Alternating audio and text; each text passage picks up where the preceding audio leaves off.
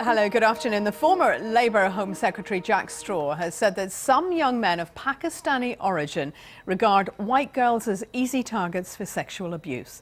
Mr. Straw spoke of his concerns after the jailing of a mainly Asian gang who raped girls in the Derby area. Our political correspondent Robin Brandt reports. Abid Sadiq, seen here on the left, got a minimum of 11 years. Roman Liaquat must serve at least 8 years in jail. They were the leaders in a gang of street groomers. During this police surveillance operation, 2 teenagers escaped unhurt. They targeted vulnerable girls on the streets of Derby, then abused them. The judge said he believed this was not a racial crime, but it's the latest in a series of cases involving Asian men and young white women. There is a specific problem which involves Pakistani heritage men, some of some age as well, who target vulnerable young white girls. But Jack Straw believes victims like this 16-year-old, who was praised for giving evidence in court, were targeted because they're white, and Asians are off limits. Robin Brandt, BBC News. Well, Sheila Taylor is from Safe and Sound Derby, which specialises in helping young people at risk of sexual exploitation. And I asked her if Jack Straw is right. I think what we've had here over the last few months or couple of years has been a spate of court appearances from a particular group of young men. And I think for me it is very important to make sure that if we're going to look at this, we look at the whole spectrum of sexual exploitation and internal trafficking of children and young people within the UK in its entirety, rather than focusing where the media attention has landed over the last few years. What sort of review or inquiry would you want? Who would need to be involved? Oh, for me, there has to be involvement from the Child Exploitation Online group, the Human Trafficking Centre. It probably would need to involve police and at all levels. But on top of all of this, there is a great need for the training to be extended right across the UK to all the relevant agencies. That's police and social care, education, all of those people who might come into contact with children and young people that are sexually exploited. One thing I suppose this has done is actually brought it to the attention of the entire country. Oh yes, I think that's the benefit of this particular case on a wider scale, is that not just have the children who've been incredibly brave and courageous throughout all of this, they have managed to make an impact nationally in terms of getting people to talk about it, getting people to perhaps look at it a bit differently. Well, the former Labour MP for Keighley and the campaigner for women's rights, Anne Cryer, told me how she first became aware of the problem. Well, mothers in my constituency, mothers of white girls, who were very concerned about their girls, they hadn't written them off or anything, knew what was happening to them. They were being groomed for sex by young Pakistani men. And this was about 03 to 05, and eventually 2 of those men were sent down. But there were a lot of young men involved. And I actually, rather than going to the police, I did try to intercede with the Pakistani community, and a counsellor on my behalf went to see the elders of the community, and the elders simply said it wasn't their affair. They didn't feel as if it was their problem at all.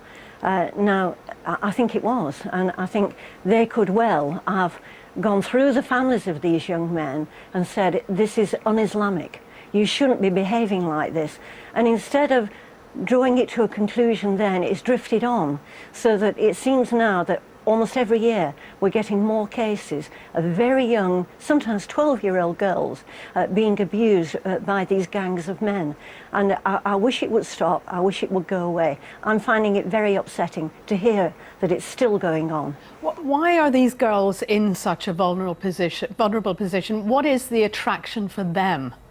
For the girls? Yes. Well, I think what happens is that they're induced by young men who are not much older than them, probably lads that they've known at school.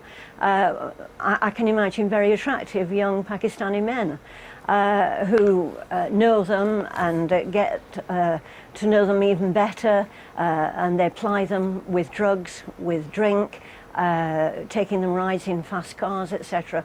And a great deal of flattery. And then the relationship changes, because then the question is, if you really love me, you will have sex with my uncle, or somebody else in the extended family. And that's how it becomes very, very nasty. And these young girls go into it thinking that they've got a nice boyfriend and that possibly one day they will marry them. The young lad doesn't think that, and that's the problem, because the young lad knows that if that girl was a Muslim girl, he would be in really, really deep trouble with the community if he were to use her in that way. So he can't have relationships with young Muslim girls, and he can't have relationships with older white women, because the older white women know the score. They know that there won't be wedding bells at the end of the relationship, because that young man is probably already promised to a cousin from Mirpur. Therefore, they go for the easiest option, and that is very, very young girls. As I say, we mustn't assume that all of these girls are from broken families. That's not the case. The women that I dealt with, the mothers, were very, very caring mothers, and it drove them almost mad. I think I had about 6 mothers coming to see me, and that's how I got involved. That was in '03. Anne Cryer talking to me a short time ago, and we will be talking to the chair of the Commons Home Affairs Select Committee, Keith Baz, about this subject shortly. The problem of asylum seekers entering Britain by various routes had plagued successive Home Secretaries. By 2006, problems were mounting for the Home Office. The department admitted it didn't know how many illegal immigrants there were in the country. It didn't know how many of them were in paid employment here. And, disastrously, officials had let free 1,000 foreign prisoners who should have been considered for deportation. It meant the end for Charles Clarke as Home Secretary, and his successor was under pressure. Problems of mass migration that we have been facing, our system is not fit for purpose. It is inadequate in terms of its scope. It is inadequate in terms of its information technology, leadership, management, systems and processes.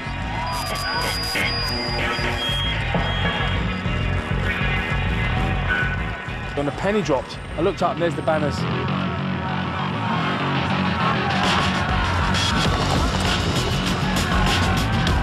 Rapists, butchers of Basra, murderers, terrorists, British government go to hell.